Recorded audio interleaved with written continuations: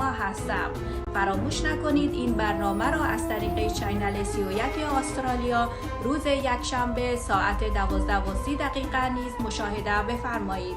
همچنان این برنامه بر صفحه فیسبوک باختر و چینل یوتیوب باختر نیز قابل مشاهده می باشد. مهمانان عزیز امروز ما آقای کاظم و خانم کلودیا از ایمز هستند که راجع به موضوعات ویزای موقت 499 و سنترلینک و بیماری کووید اطلاعاتی را تدارک دیدند. از ایشان تقاضا می‌کنم تا اطلاعات خود را برای بینندگان عزیز ما هم نیز تقدیم بفرمایند. Hi everyone. As I said, my name is Claude and my colleague Kazim. We're talking today about Centrelink and how we assess clients who newly arrived refugees on being enrolled and registered with Centrelink, and how to explain them how to access Centrelink, how to use the payment from Centrelink, and the process of Centrelink review as well. So basically on arrival we enroll client with Centrelink. We explain to them what's Centrelink and about the payments, about how this payment is going to be going towards their rent and utility bills and everyday expenses. And also we educate clients that this payment is a temporary payment. Eventually they will be asked by Centrelink to work or to be engaged in full-time study and then they will have to change their payment to all study to be eligible for this payment to be ongoing. So they have to be engaging in the community. تشکر میکنم خانم کلود. ما همکارش هستیم، از ایمز هستیم.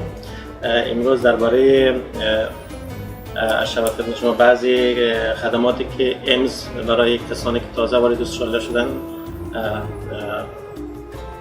اولا برای شما خوش آمد میگیم. بعد یک برنامه‌ای را که ایمز برای مردم ما در استرالیا دارد، خدمات را که برای مردم ما در استرالیا ارائه میکنن توضیح میدیم. مهمترین موردش ما درباره سنترلینک صحبت میکنیم و برنامه‌ای که بعد از 13 هفته نیاز است که او بررسیشون ریویوشون. بعد در قسمت خانم کلود اشاره کردن که کسانی که تازه وارد استرالیا میشن ما دربارش توضیح میدیم که سنترلینک و خدمات سنترلینک چی هست، شرایطش چی هست و چطوری راجستر میشه و چه مسیرهایی را ما طی میکنیم. همه اینا را ما برای کسانی که تازه وارد استرالیا میشن توضیح میدیم. Claude, can you go ahead?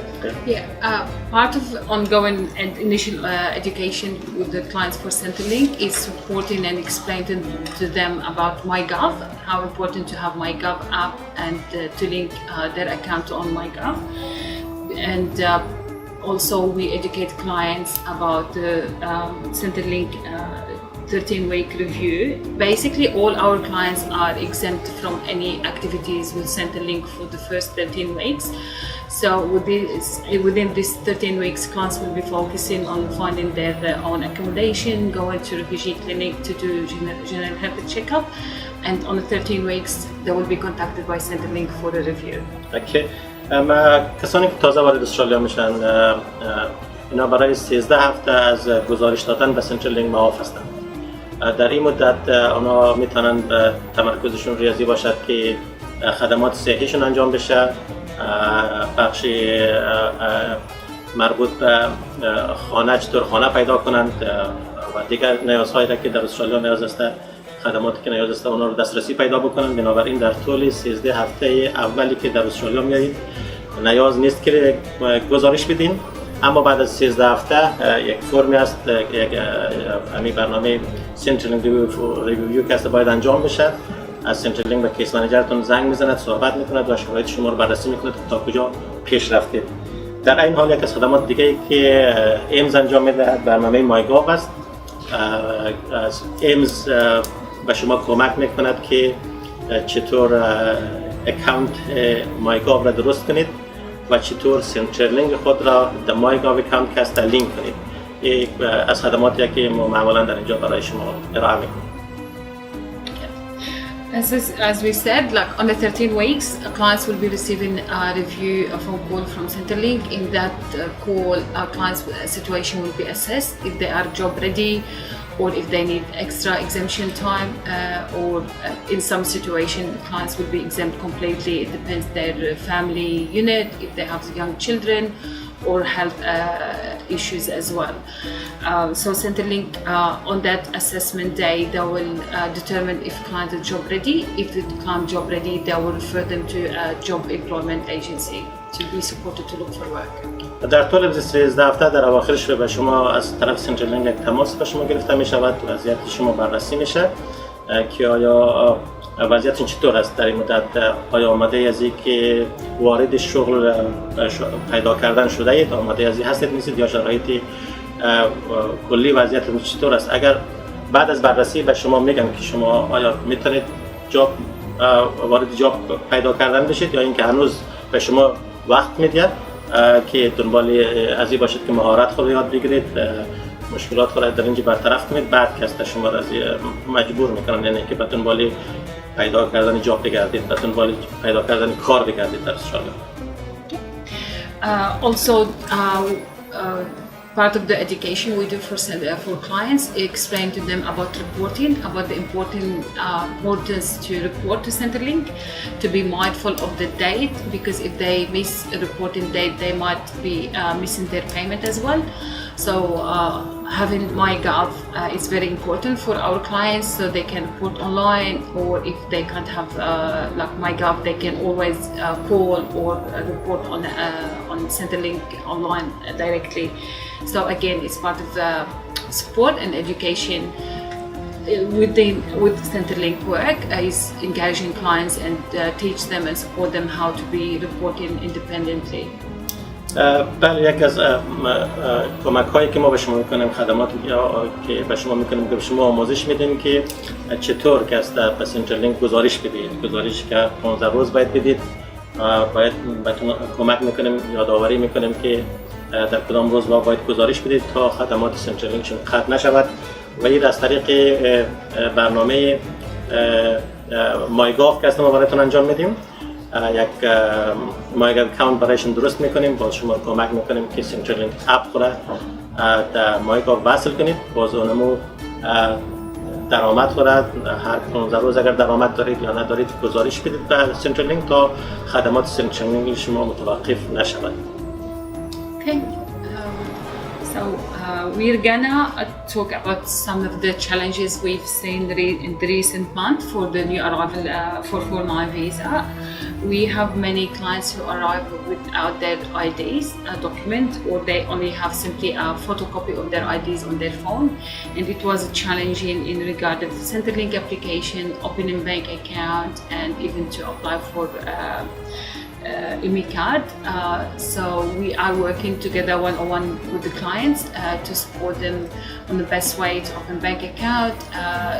We encourage the client to always talk to their case manager if they have discrepancy in their spelling of their names or date of birth with the data we have. We always try to confirm with the clients because we find that sometimes in our data from the immigration there is some different spelling in the name or date of birth. So we taking all this information to the department, and they are working with AIMS management to amend all this spelling and correct date of birth and family unit as well. And also we have a team who is helping the client. Oh, sorry. تشکر. Thanks Claude. یکی از موضوعات دیگری که دربارش می‌خواستیم امروز صحبت کنیم درباره مشکلات و چالش هایی که مهاجرینی که تازه وارد استرالیا شده اینه که مدارک هویتیشون گاهن تکمیل نیست یا اشکالاتی در نامشون هست، در تاریخ تولدشون هست. و چیزی که در سیستم ما ثبت شده با اون چیزی که خودشون الان میدونن که درست است، این مشکل این دوگانگی وجود داره. به این جهت ما سعی میکنیم که این مشکل را برطرف کنیم، به خاطر که هر گونه شود ناهماهنگی، ناهمخونی بین نام و مشخصات مهاجری که تازه آمده با اون چیزی که در سیستم ثبت باعث میشه که سنترلینک و کارهای دیگه از یک است و تأخیر بیفته و یک مقدار برای کسایی که تازه آمده مشکل ایجاد میکنه. بنابراین ما توصیه میکنیم که به عنوان کیس منیجر ما توصیه میکنیم که شما حتما با کیس منیجر خود در تماس شدید و نگرانی‌های خود با کیس منیجر مطرح کنید، چون شما بیشتر متوجه هستید که چه مشکلات هستش. باز کیس منیجرها وظیفه دارن که در قسمت با شما همکاری کنه، مشکلات شما را منعکس بکنه و تا بتونه زمینه دسترسی شما به خدمات را زودتر فراهم کنه. هم شده که بعضی از دوستانی که تازه وارد استرالیا شدن فقط کپی از تذکره خود داره که اونم فقط به زبان دری است. یک مقدار زمان میبره تا ما رو ترجمه کنیم به انگلیسی، باز بعد برایش حساب بانکی باز کنیم، بعد به سنترلینک ریپورت بدیم. و از کسانی که مثلا مدارک کلا آماده است این پروسس خیلی ممکنه خیلی ساده و سریع باشد، ولی از کسانی که به این شکل مدارکش تکمیل نیست یک مقدار زمان میبره و این ممکن است باعث آزردگی و تشویشی از این دوستان عزیزی که تازه وارد استرالیا شدن شود. به همین جهت ما سعی میکنیم که اینا رو تشویق کنیم، زودتر به ما خبر بدید، ما زودتر پیگیری کنیم تا زودتر اینا دسترسی به خدمات داشته باشند. And also for clients who doesn't have any form of ID, we've been supporting them to apply for ME card. It's a big long process. Sometimes it takes between 5 and 6 weeks. But we worked out, management worked out with the local bank if clients, when we submit the ME card application with the receipt of ME card with the support letter from AIMS, clients are able to open bank account to speed up to receive their payment from Centrelink as soon as possible. So clients don't have to wait until they get the ME card. We have some support in place for them. We always encourage the clients to discuss with us, follow up with us, and we're always ready to help clients as much as we can. بله، یکی از موارد دیگه کسانی که تازه وارد استرالیا شدن و مدارک هویتی اصلا ندارن، بنابراین ما سعی میکنیم برای از اونها ایمی کارت درخواست بدیم.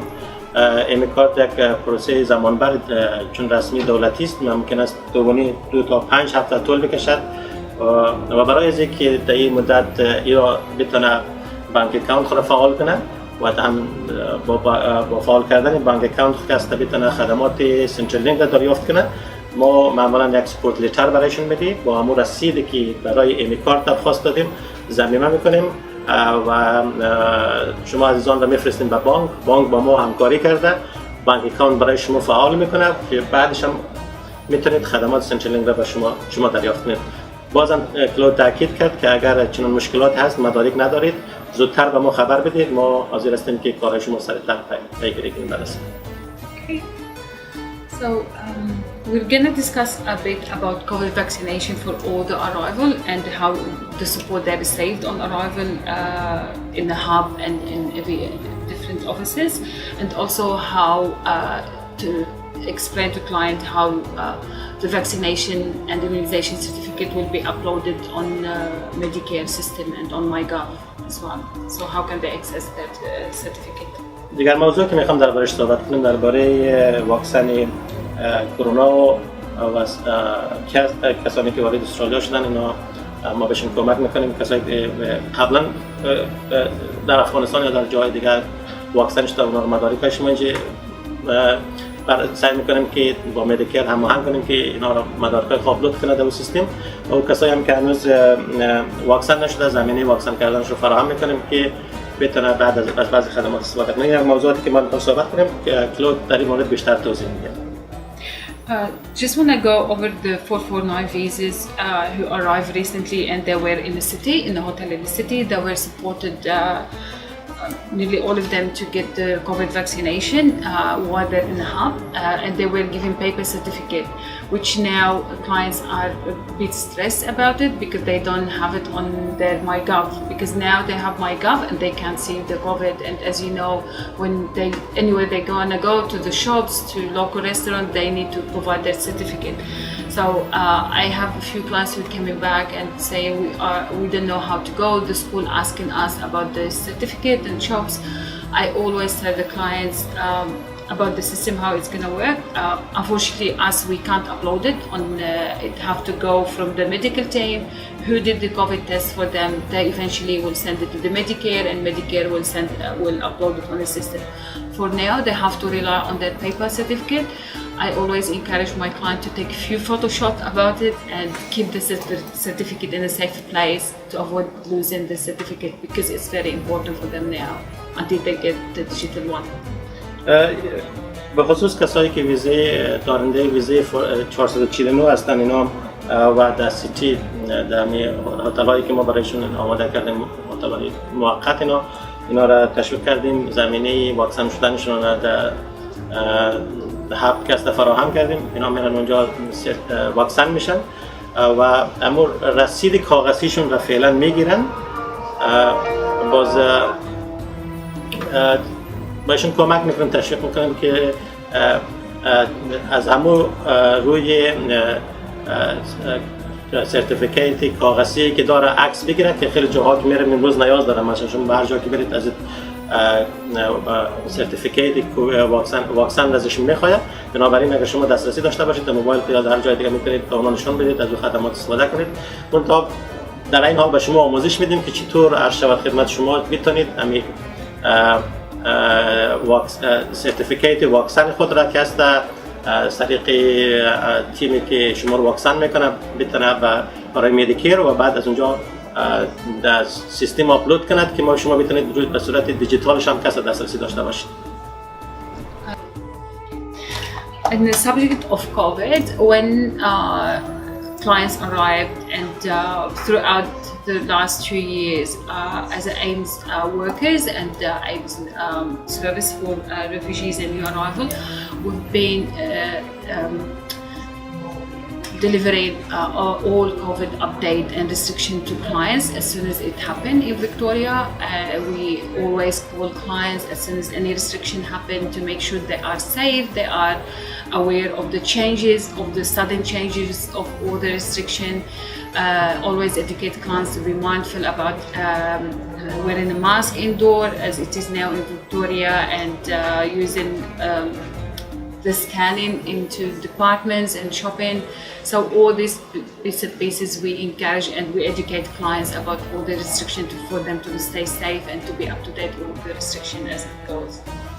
در این حال ما در مورد محدودیت هایی که کرونایی که به وجود می آمد یا تغییراتی که در این قسمت به وجود می آمد و اینکه چه چیزای شما نیاز دارید وقتی وارد مغازه میشید، باید اسکن کنید خود را، مدارکای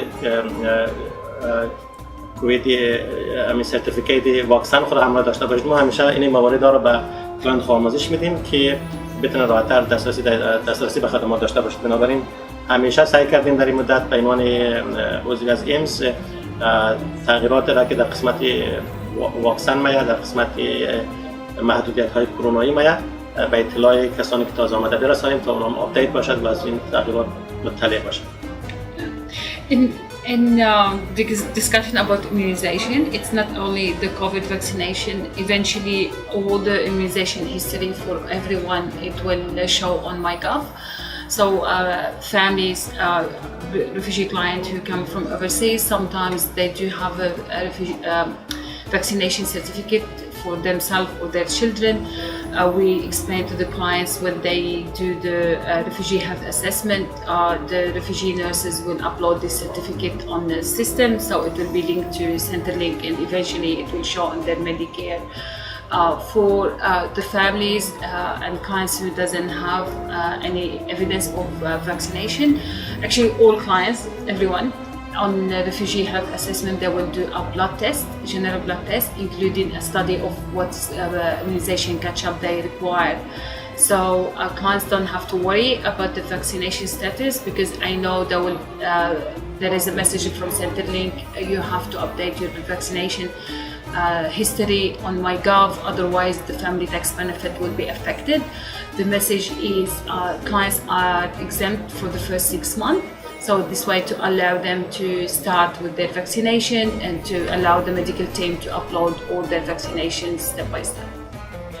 تنها در مورد واکسن کرونا نیستش، ما در مورد شاید خدمت شما موارد دیگر هم که هست همیشه به کسایی که تازه آمدن کمک میکنیم. اونا رو به رفیجی هلت سنتر، یک مرکزی است، ارجاع میدیم. اونا ازشون بلاد تست میگیرن، میدونن که چی موارد باشون صحبت میکنن که چی واکسن ها رو زدن از گذشته و چی مواردی رو انجام نداده. اگر اونایی رو انجام نداده اینجا بهشون تشویق میکنن که اونا رو انجام بدن.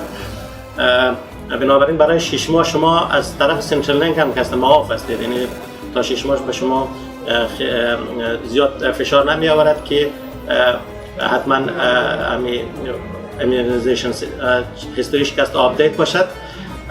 در این حال پیگیری های کار لازم رکز شما میتونید شما رجوع میدید به رفیجی هلت شما کمک میکنه تا در قسمت آپدیت باشد اطلاعاتتان.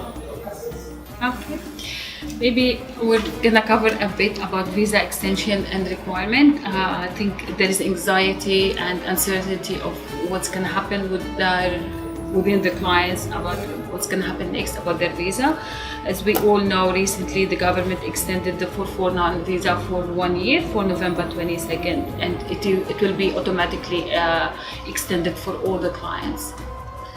موضوع دیگر و جدی‌تری که می‌خوام دربارش صحبت کنیم درباره ویزا هستش و نگرانی‌هایی که شما دارین درباره تمدید شدن ویزایشیم، به خصوص دارندگان ویزای 449.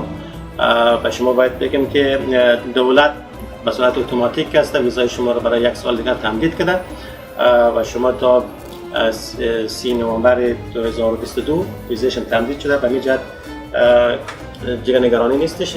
این کار خود به صورت اتوماتیک انجام میشه، یعنی نیاز نیست که شما کار خاصی انجام بدید. The advice from the department is as I said, the extension of the visa is automatic. Client don't have to do anything. As a result, the Medicare will be extended as well for 1 year, and so is their payment. They don't have to worry. The only thing is, as of today, as for now to do, they have to do. They will be contacted by Centrelink to do Centrelink review form. توصیه اداره مهاجرت اینه که شما هیچ کار نیاز نبوده در قسمت انجام بدید. ویزایشون تمدید شده برای 1 سال دیگر و وقتی ویزایشون برای 1 سال دیگر تمدید شد شما مدیکر کارت شما هم که هست برای 1 سال دیگر تمدید میشه. تا حالا اگر شما فقط مدیکر لتر دریافت میکردین، از این به بعد خود مدیکر کارت را دریافت میکنید برای 1 سال دیگر تمدید شده. تنها کاری و اون مدیکر کارت ها هم که برای شما ارسال میشه، شما میتونید دریافت کنید. تنها کاری که فعلا نیاز برای شما و سنترلینک و شما میخواهد یکی فرم سنترلینک برایشون تماس میگیره و یک فرم میفرسته، اون فرم شما تکمیل کنید. سنترلینک ریویو فرم میگه. Clients, I've seen the form. Clients receiving the request from Centrelink to do the review form. They only have 14 days according to the letter. So we encourage you clients, please, when you receive it, if you haven't done it already, please contact your case manager, contact the nearest AIMS office, and we have support in place to help you guys. تنها موردی که باید اشاره کنم که فرمی که شما دریافت میکنید 14 روز وقت داره که شما باید پر کنید برگردانید. بنابراین با زودترین وقتی که شما فرم دریافت کردین با کیس منیجرتون در تماس شدید. ایمز که از نفر مشخص اختصاص داده که این فرم رو برایشون پر کنه که شما بتونید در امور تایم فریم مشخص 14 روزی که تعیین شده بتونید فرم رو پس به Centrelink برگردانید. AIMS have office in the city. They're already working on supporting clients who are in the city. As a case manager who have clients who are still in a hotel in the city, we all have to do is book the client, give them a call, let them know when to go, where to go, and they've already been supported. Here in AIMS Noble Park office, team leaders are looking into getting a full-time support worker to be allocated for this task only, because we're gonna see a lot. So there is support in place. We encourage everyone, as soon as you receive a letter, if we haven't called you yet, please call us and come to us and we'll help you.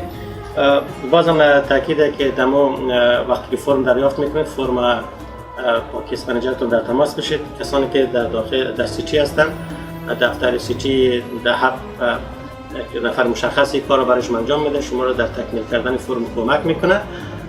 شما فرم براتون اپاینتمنت میگیره با اون شخص مشخص، براتون تماس میگیره کیس منیجرتون به روز مشخص و ساعت مشخص بهتون خبر میده که در برید فرم رو براتون تکمیل میکنه.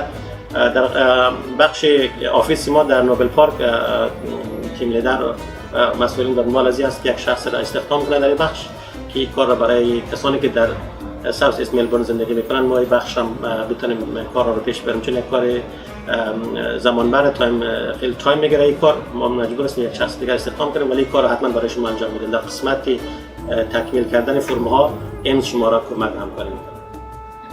The questions and concern being shared by client to everyone, they're concerned about the 449 visa, the future, how to apply for permanent visa, and if they can start exploring the option. The message from the government, from the department, I read it online and it's been shared to advise clients don't do anything, don't seek any migration agent support until, because the department is allocating funding for free migration agent, and eventually all clients, according to the immigration website, eventually all clients will be sent a letter to their resident and advising them what to do next and how to apply for the next step in their settlement application. Our advice, the government advice for us to advise the clients as well, to encourage clients to advise them, not to engage with any migration agent on their own, private migration agent on their own. If they got approached by someone from the community or we can apply for you, please don't do anything. Please talk to your case manager first and wait until the government to contact you directly. یک از نگرانی‌های مهم شما همین دریافت ویزای دائم است که چطور ما بتونیم برای درخواست بدیم و از کجا شروع بکنیم و با کیا مراجعه کنیم. توصیه مهم دولتیه که فعلا شما به هیچ کس به مایگریشن ایجنت های خصوصی که هست، وکلای خصوصی که هستش مراجعه نکنید، از خاطر که دولت یک بودجه مشخصی را برای شما اختصاص داده و به وقت مشخصی که برسه برایش نامه میزنه، خبر میده که به کجاها مراجعه کنید و او خدماتی را که برای شما ارائه میکنه خدمات کاملا مجانی و فری است. لذا نگران نباشید، در این بخش بودجه اختصاص داده شده و دولت به شما وارنینگ داده، یعنی اخطار داده که افرادای سودجویی که در اطراف شما هست شما رو توصیه میکنه که ما باید کار شما رو پیش میبریم، برای ویزا شما رو اقدام میکنیم، به اونا مراجعه نکنید، بهشون فرصت ندید به شما نزدیک بشه. اگر نگرانی دارید با کیس منیجرتون در تماس شید. دولت یک بودجه مشخصی اختصاص داده، نهادهای مشخص را برای شما معرفی میکند، شما را در قسمت تکمیل کردن درخواستتون برای ویزای دائم کمک میکنه. Yes, so far yes. Okay, thanks everyone. I hope it's useful information and yeah, have a good day. And if you need any help, please contact AIMS and like anyone from the team. Even if you don't have a case manager, I'm sure everyone ready to help everyone. تشکر میکنم. من از طرف خود و از طرف کلود پیمان انون تیمی که در ملبورن در ایمز کار میکنیم. امیدوارم که اطلاعاتی که در اختیار شما گذاشته باشیم مفید بوده باشد. من معذرت میخوام به خاطر که من ترجمه رسمی نیستم. سعی کردم اطلاعات را تا حد امکان قابل فهم باشد، برایتون مفید باشد. بنابراین اگر شما نگرانی هایی داشته باشید به کیس منیجرتون مراجعه کنید. در آخر بازم اشاره کردم کلود که اگر نگرانی دارید، سوال دارید، به کیس منیجرتون مراجعه کنید. کیس منیجر و این شما رو کمک میکنه در قسمت. تشکر میکنم. تشکر. Thank you. بسیار سپاسگزار هستم از مهمانان گرامی که اطلاعات بسیار مفیدی را برای ما تقدیم نمودند. سپاسگزارم. دوستان عزیز، برنامه به پایان رسید و تا برنامه آینده خدایا را نگهدار شما.